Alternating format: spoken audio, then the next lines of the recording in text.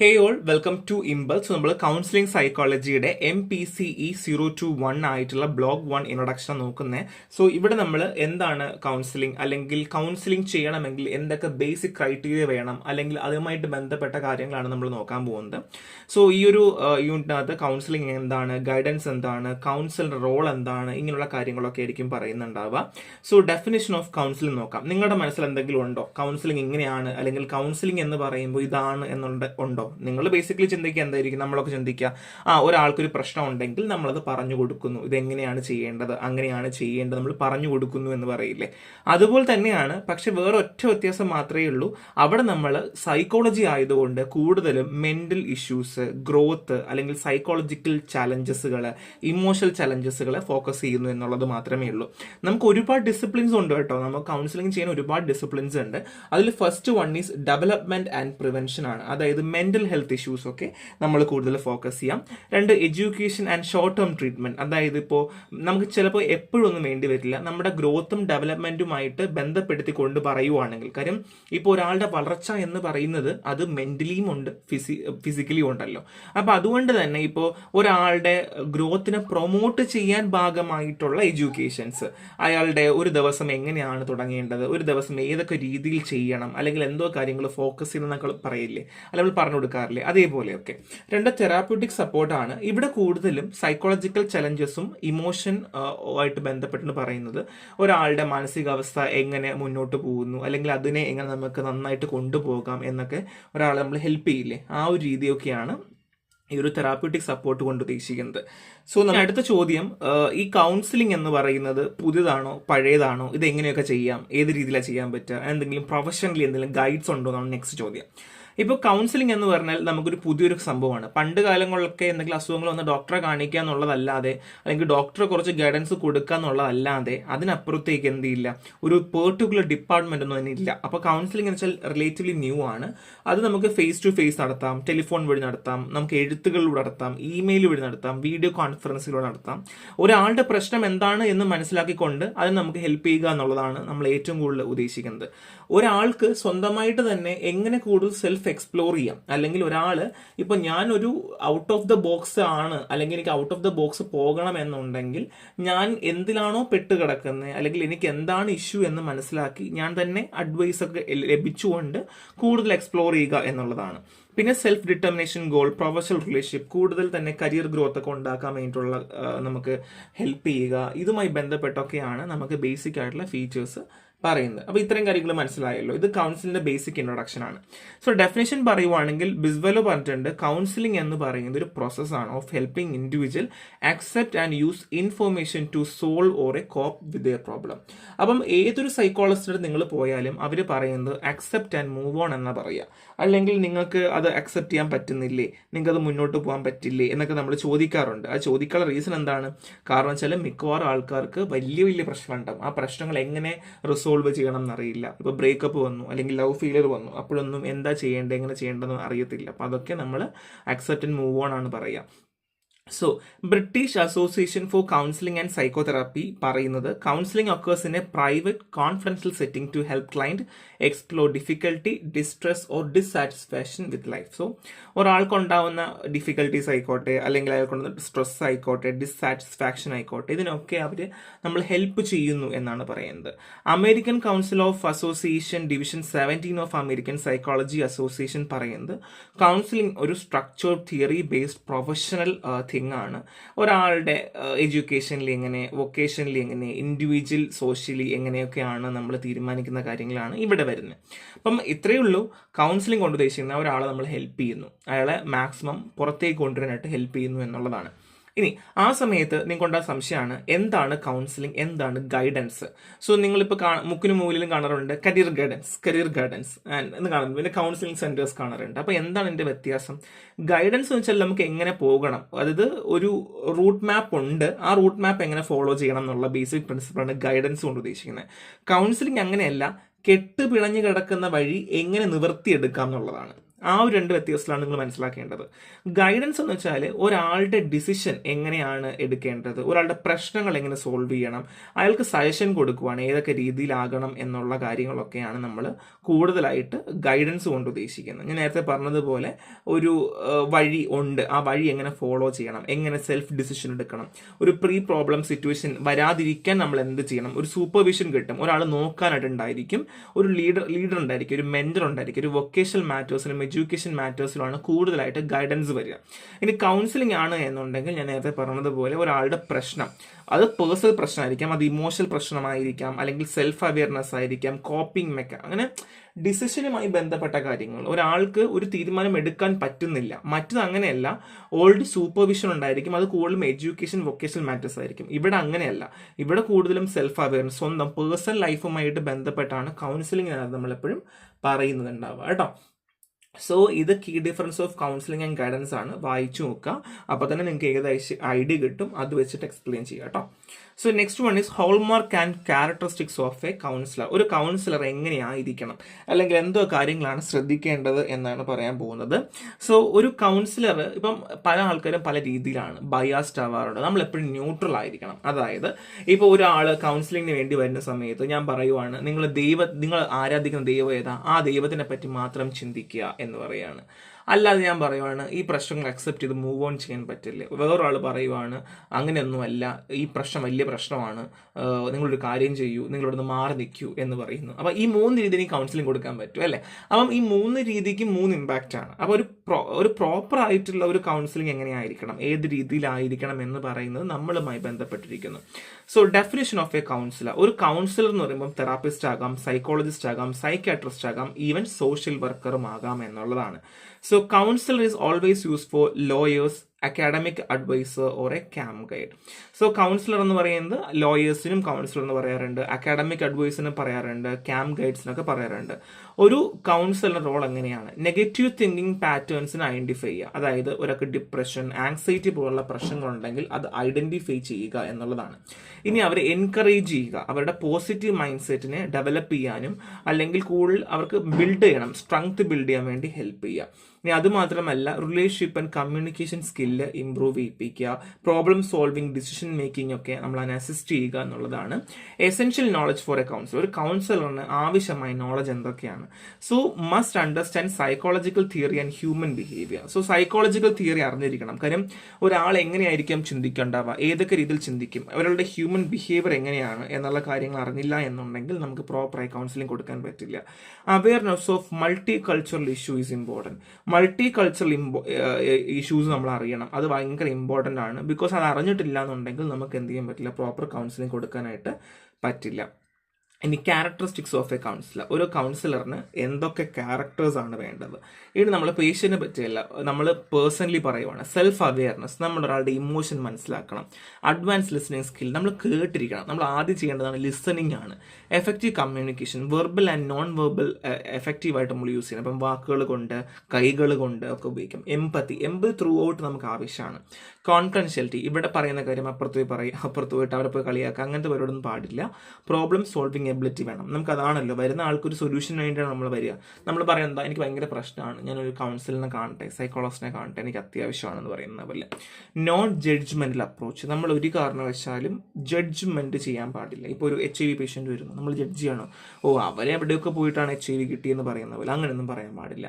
Self monitoring ആയിരിക്കണം. നമ്മൾ ഒരു കാരണവശാലും ബയാസ് ആവാൻ പാടില്ല. പേഴ്സണൽ വാല്യൂസ് ഉണ്ടായിരിക്കണം ആൻഡ് ഇമോഷണൽ സ്റ്റേബിൾ ആയിരിക്കണം. നമ്മൾ കാം ആയിരിക്കണം ആൻഡ് എപ്പോഴും കോംപ്രമൈസ്ഡ് ആയിരിക്കണം ഏതൊരു പോയിന്റിലും. ആൻഡ് ഗ്രോത്ത് ഓറിയൻറ്റഡ് ആയിരിക്കണം. നമ്മൾ എപ്പോഴും പുതിയ പുതിയ സ്കില്ലുകൾ, പുതിയ പുതിയ കാര്യങ്ങൾ പഠിച്ചുകൊണ്ടിരിക്കണം. ആൻഡ് കൾച്ചറൽ സെൻസിറ്റിവിറ്റി, എപ്പോഴും വിശ്വാസങ്ങൾക്കും അല്ലെങ്കിൽ അതുമായി ബന്ധപ്പെട്ട കാര്യങ്ങൾക്ക് എപ്പോഴും നമ്മൾ റെസ്പെക്റ്റ് കൊടുത്തുകൊണ്ടേയിരിക്കണം. ഫ്ലെക്സിബിലിറ്റി ആൻഡ് അഡാപ്റ്റബിലിറ്റി, നമ്മൾ ഫ്ലെക്സിബിൾ ആയിരിക്കണം, അഡാപ്റ്റബിൾ ആയിരിക്കണം കേട്ടോ. ഇത്രയും കാര്യങ്ങൾ നമ്മൾ എപ്പോഴും നോക്കണം. റെസ്പോൺസിബിലിറ്റി പറയുവാണെങ്കിൽ ഇതെല്ലാം അഡ്ഹർ ചെയ്യണം. നമ്മൾ ഒരു കാരണവശാലും ബയാസ്ഡ് ആകാൻ പാടില്ല. നമ്മൾ എടുക്കുന്ന ഓരോ കാര്യങ്ങൾക്കും പ്രോപ്പറായിട്ട് നമ്മൾ എന്ത് ചെയ്യണം, റെസ്പോൺസിബിൾ ആയിരിക്കേണ്ടത് നമ്മുടേതായ ഉത്തരവാദിത്തമാണ്. സോ കൺക്ലൂഷൻ പറയുവാണെങ്കിൽ ഞാൻ എന്തൊക്കെ പറഞ്ഞു, നമ്മൾ കേട്ടിരിക്കണം, ഗൈഡ് ചെയ്യാൻ പറയണം, കോൺഫിഡൻഷ്യലിറ്റി കീപ്പ് ചെയ്യണം. പറയുന്ന education qualification of A councillor ആണ്. ഇത് കൺട്രി ആയിട്ടും സ്റ്റേറ്റ് ആയിട്ടും അല്ലെങ്കിൽ സ്പെഷ്യാലിറ്റി ആയിട്ട് മാറിക്കൊണ്ടിരിക്കും. ഇപ്പോൾ രാജ്യങ്ങൾ തമ്മിലും അല്ലെങ്കിൽ സ്റ്റേറ്റുകൾ തമ്മിലും ഒക്കെ മാറിക്കൊണ്ടേയിരിക്കും. നമ്മൾ സ്പെസിഫിക് ആയിട്ട് പറയുന്ന ഒരു മാസ്റ്റർ ഡിഗ്രി അത്യാവശ്യമാണ്, ലൈസൻസ്ഡ് കൗൺസിലിംഗും അത്യാവശ്യമാണ് എന്നുള്ളതാണ്. ഇതൊക്കെ മാറിക്കൊണ്ടേയിരിക്കും. Counsellors, local authority, employees, certification ബോഡിയുമായി ബന്ധപ്പെട്ട റിക്വയർമെന്റ്സ് എല്ലാം അവർ തന്നെ ചെക്ക് ചെയ്യേണ്ടതും അത്യാവശ്യമാണ്. സോ ഡിഗ്രി റിക്വയർമെന്റ് പറയുവാണെങ്കിൽ master degree in counselling, psychology, education or human service ആയിരിക്കും. സോ അവിടെ human growth, relationship, culture diversity, career development, counselling techniques, ethics, റിസർച്ചുമായിട്ടുള്ള പ്രോഗ്രാംസുകളും അല്ലെങ്കിൽ സബ്ജക്റ്റുകളും നിർബന്ധമായിട്ടും കവർ ചെയ്തിരിക്കണം എന്നുള്ളതാണ്. ഇനി ട്രെയിനിങ് പ്രോസസ്സിനകത്ത് പറയുവാണെങ്കിൽ മൈക്രോ സ്കിൽ ഇൻ കൗൺസിലിങ്ങിനെ പറ്റി അറിഞ്ഞിട്ടുണ്ടാവണം, നോൺ വെർബൽ, വെർബൽ കമ്മ്യൂണിക്കേഷനെ പറ്റി മനസ്സിലാക്കിയിട്ടുണ്ടായിരിക്കണം, ക്വസ്റ്റ്യൻ ടെക്നിക്ക്, നമ്മൾ ഒരാൾക്ക് ചോദ്യം ചോദിക്കുന്നതിനും ഒരു ടെക്നിക്ക് ഉണ്ട്, അത് മനസ്സിലാക്കിയിട്ടുണ്ടായിരിക്കണം, സമ്മറൈസേഷൻ, പിന്നെ കോൺഫ്രണ്ടേഷൻ ആൻഡ് റീഫ്രെയിമിംഗ്, ഇങ്ങനെയുള്ള കാര്യങ്ങളെ പറ്റി മനസ്സിലാക്കിയിട്ടുണ്ടായിരിക്കണം.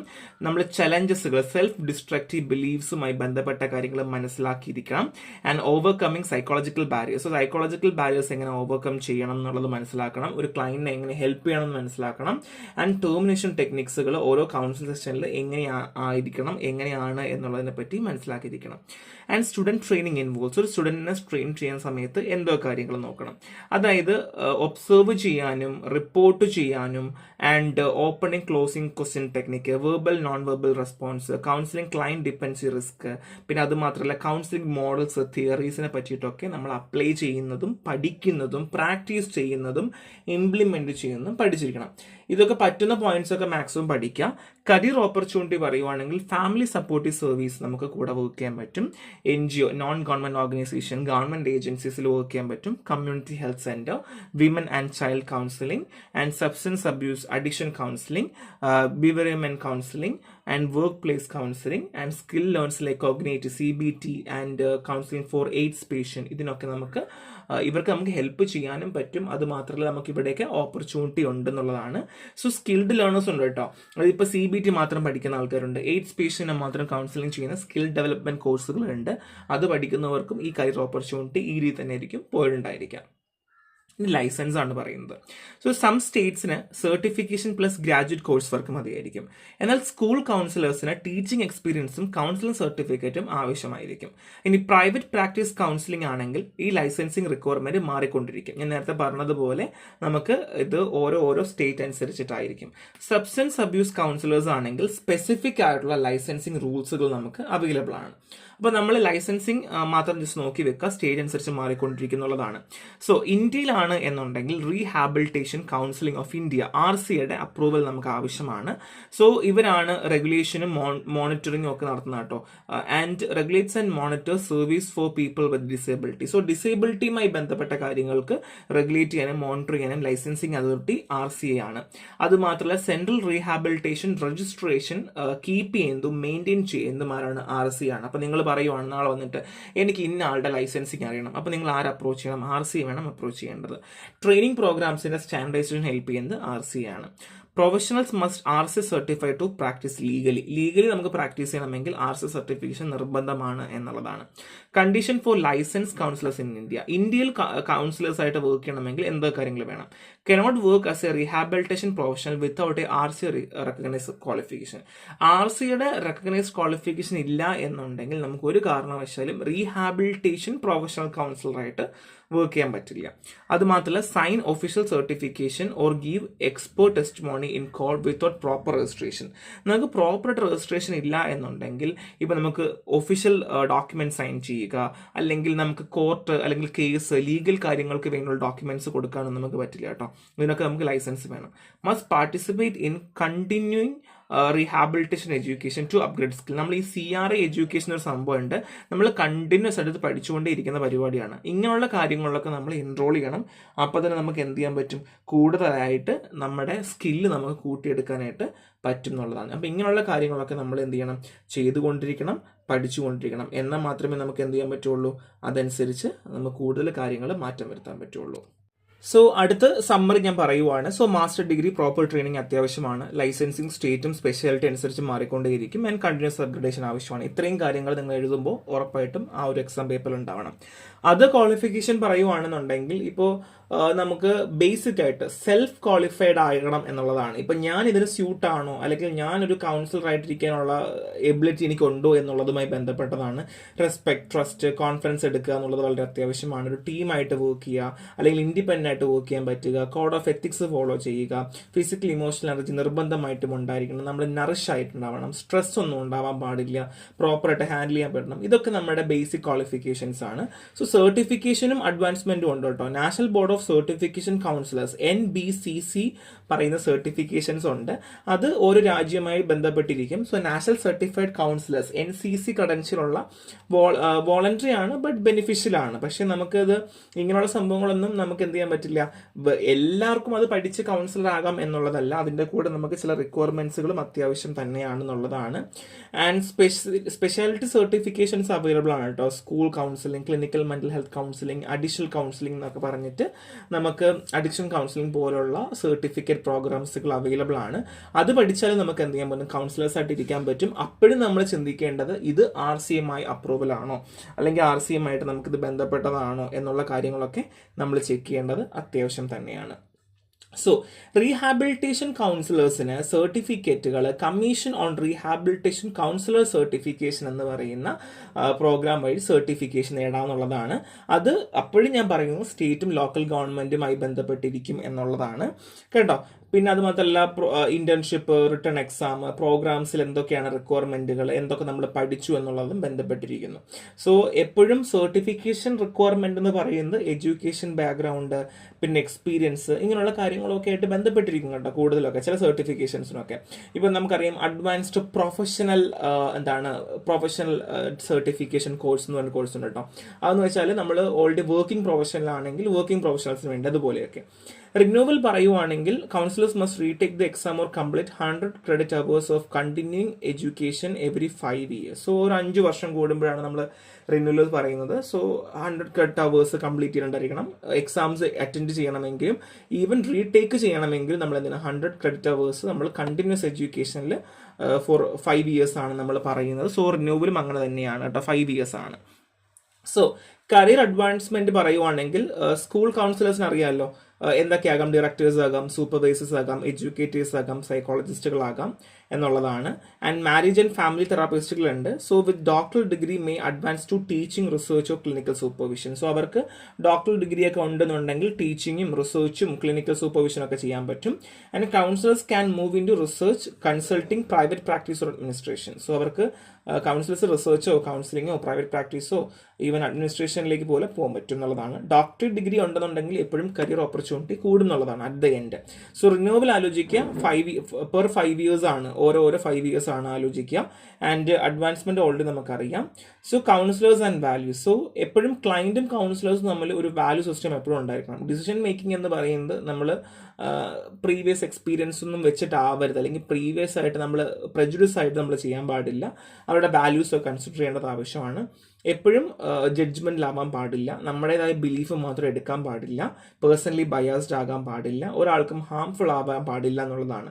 അക്സെപ്റ്റൻസും റെസ്പെക്റ്റൻസും ടോളറൻസും ഒക്കെ എന്ത് ചെയ്യണം, അതിനകത്ത് എല്ലാത്തിലും ഉണ്ടായിരിക്കണം. മാനിപ്പുലേഷൻ ഒന്നും പാടില്ല, എഫക്റ്റീവ് കൗൺസിലിംഗ് കൊടുക്കാൻ പറ്റണം, ആരും ഹാംഫുൾ ചെയ്യാൻ പാടില്ല. ക്ലയന്റിനെ എപ്പോഴും പ്രൊട്ടക്ട് ചെയ്യേണ്ടത് നമ്മുടെ എത്തിക്സുമായി ബന്ധപ്പെട്ട കാര്യമാണ്. അതിലാണ് ഏറ്റവും വലിയ ഇമ്പോർട്ടൻ്റ് കാര്യം. അപ്പോൾ എന്താണ് കൗൺസിലിംഗ്, എങ്ങനെയാണ് വർക്ക് ചെയ്യാന്നപ്പോൾ ഏകദേശം നിങ്ങൾക്ക് ഒരു ഐഡിയ കിട്ടിക്കഴിഞ്ഞു.